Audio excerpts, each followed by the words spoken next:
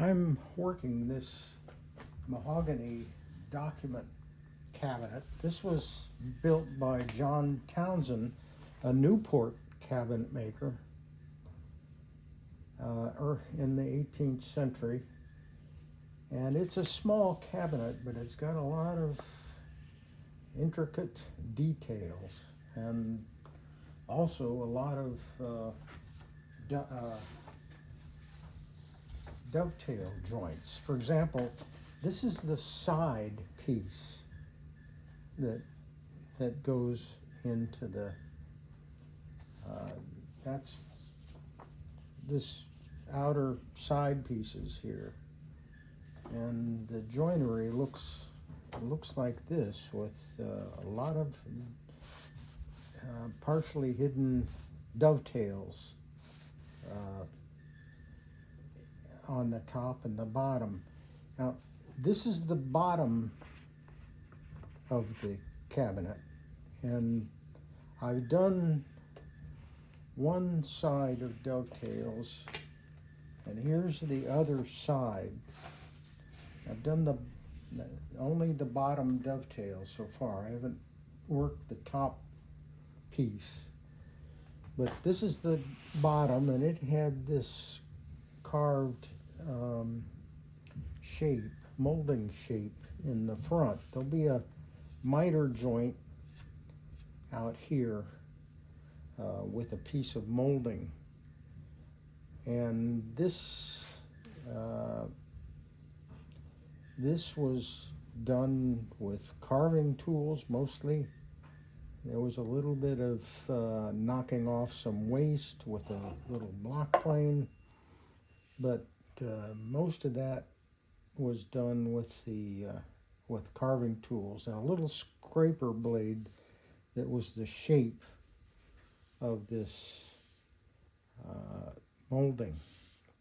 So only the front shows. It will be covered up with drawers. There's a drawer in the middle is also that will cover. So the back of this is with secondary wood, pine. So the first thing I did is mark out the pins, and that was done with a template like this. This is just a template cut out of thick poster board, and that marked the tails, and then I sawed with a handsaw. Just sawed these out. The Japanese saw, and then I marked this part with those cutouts. So I marked that part, and then knocked out all the waste, and I'm in the process now of knocking out that waste between the pins here. Now, to do this, the marking gauge is so important that you gotta do this. Have a cut line along here, and then the cut line continues on the back. Also, there's a cut line 3/16 off the outer edge, so these will be hidden from the side.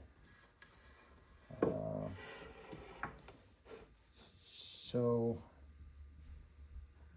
I'm in the process now of knocking out a lot of that waste.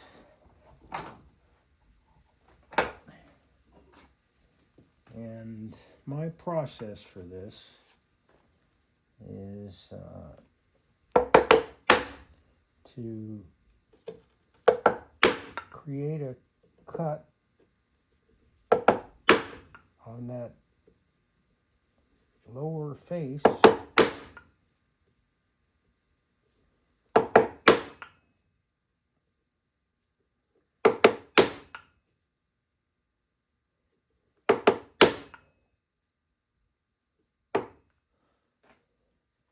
Oh, it looks like I was knocking already. Let me see if this, yeah, that clears out a little bit more of that in the back.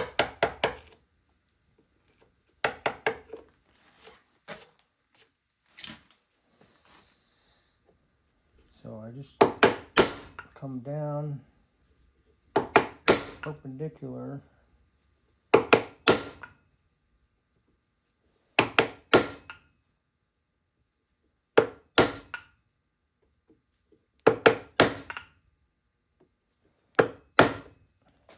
Well, you see how that goes. And then I can knock it out from the front. I gotta watch, there's a line down here, cut line, and that's how deep this has to be cleared out.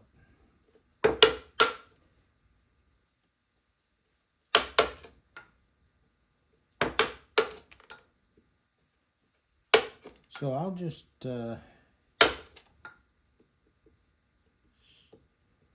stop the video at this point to see how I'm removing this waste, and then I'll come back later on some of the cleanup issues here.